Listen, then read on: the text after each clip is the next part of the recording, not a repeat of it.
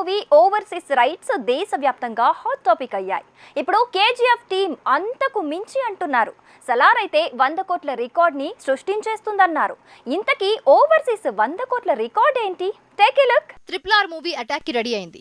US లోనే 1100 పైన screens లో హల్చల్ చేయబోతుంది. అన్ని భాషల ఓవర్సీస్ అడ్వాన్స్ బుకింగ్సే 2 మిలియన్ కు దగ్గరగా అయ్యాయని తెలుస్తోంది. RRR మూవీ ఓవర్సీస్ రైట్స్ 65 కోట్లు పలికాయన్న సంగతి గత 2 వారాలుగా హాట్ టాపిక్ అయింది. అయితే KGF 2 అంతకు మించి అనేలా సీన్ మార్చేసిందట. KGF కూడా ఓ రకంగా మరో బాహుబలి అనేంత క్రేజ్ సొంతం చేసుకున్న మూవీ. బాహుబలి 1, బాహుబలి 2 లానే KGF కూడా ఫస్ట్ చాప్టర్ తో ఇండియన్ మార్కెట్ ని ఊపేసింది. అందుకే చాప్టర్ 2 సక్సెస్ మినిమం గ్యారంటీ అంటున్నారు.